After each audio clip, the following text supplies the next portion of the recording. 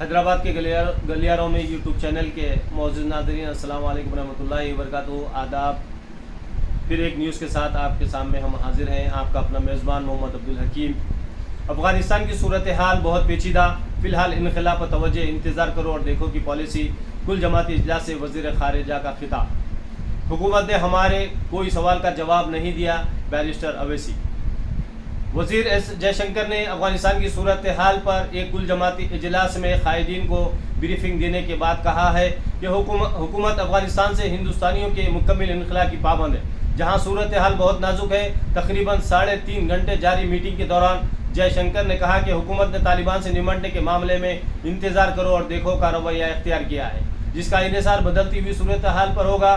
جے شنکر نے کہا ہے کہ پہلے صورتحال واضح ہونے دیجیے، آپ کو مستقبل کی پالیسی کے سوال پر صبر سے کام لینا ہوگا۔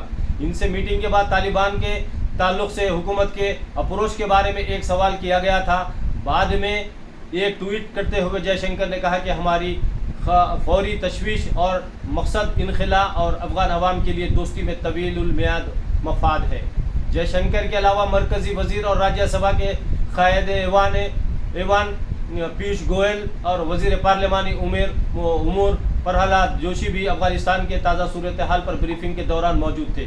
وزارت خارجہ کے سینئر عہدیداروں بشمول خارجہ سیکریٹری ہریش وردھن شرنگا نے بھی اجلاس میں شرکت کی۔ میٹنگ میں شریک قائدین میں تقسیم کردہ اعداد و شمار کے مطابق حکومت نے سفارت خانے کے 175 ارکان، 253 دیگر ہندوستانی شہریوں، 12 افغان شہریوں بشمول ہندوؤں اور سکھوں، تیسرے ممالک کے 15 شہریوں کو باہر نکالا ہے، جن کی مجموعی تعداد 565 ہے۔ اس دستاویز میں مزید کہا گیا کہ حکومت نے دیگر ایجنسیوں کی جانب سے ہندوستانیوں کو باہر نکالنے کے عمل میں سہولیات پیدا کی ہے۔ N C P leader Sharad Pawar, Rajya Sabha کے قائد اپوزیشن ملک ارجن کھرگے، لوک سبھا میں کانگریس پارٹی کے leader Adhir Ranjan Chowdhury, D M K T R Baalu اور سابق وزیر اعظم ایچ ڈی دیوے گوڑا، اپنا دل کی انوپریا پٹیل اجلاس میں شرکت کرنے والوں میں شامل تھے۔ جے شنکر نے صحافیوں سے بات چیت کرتے ہوئے کہا کہ افغانستان کے بارے میں ہم ایک مضبوط قومی موقف رکھتے ہیں۔ افغان عوام کے ساتھ دوستی ہمارے لیے بہت معنی رکھتی ہے۔ تمام اجلاس میں 37 قائدین نے شرکت کی، وہ ان تمام کا شکریہ ادا کرتے ہیں۔ انہوں نے کہا افغانستان میں 500 سے زائد پروجیکٹس افغان عوام کے ساتھ ہندوستان کی مضبوط دوستی کو ظاہر کرتے ہیں اور یہ دوستی آئندہ بھی نئی دہلی کی رہنمائی کرتی رہے گی۔ جے شنکر نے کہا کہ موجودہ حالات میں یقیناً ہندوستان کی سرگرمیوں کو پیش نظر رکھا جا رہا ہے۔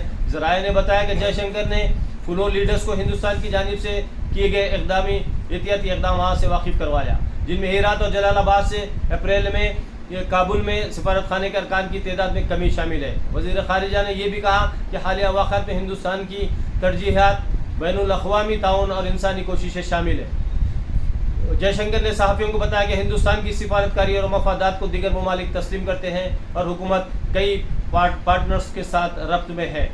وزیر خارجہ نے روسی صدر ولادیمیر پوٹین اور جرمن چانسلر انجیلا مرکل کے ساتھ وزیر اعظم نریندر مودی کی حالیہ بات چیت کا حوالہ دیا اور کہا کہ آنے والے دنوں میں کئی رابطے ہوں گے۔ انہوں نے یہ بھی اشارہ دیا ہندوستان نے اقوام متحدہ سلامتی کونسل کے صدر کی حیثیت سے ایک اجلاس طلب کیا۔ کابل سے لوگوں کو نکالنے کی راہ میں حائل چیلنجوں کا ذکر کرتے ہوئے جے شنکر نے کابل کے اندر اور ایئرپورٹ کے قریب فائرنگ کے اطلاعات کا حوالہ دیا۔ انہوں نے مختلف گروپوں کی جانب سے کئی جگہ چیک پوائنٹس کے قیام کا حوالہ دیا۔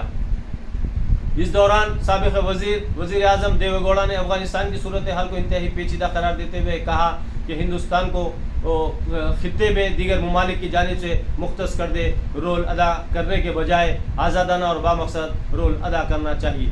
ہم اسی کے ساتھ آپ سے اجازت چاہتے ہیں۔ حیدرآباد کے گلیاروں میں یوٹیوب چینل کے معزز ناظرین کا پھر ایک بار شکریہ ادا کیا جاتا ہے اور اس سے ہم انشاءاللہ پھر اور ایک ویڈیو کے ساتھ آپ کے سامنے حاضر ہوں گے۔ شکریہ، خدا حافظ۔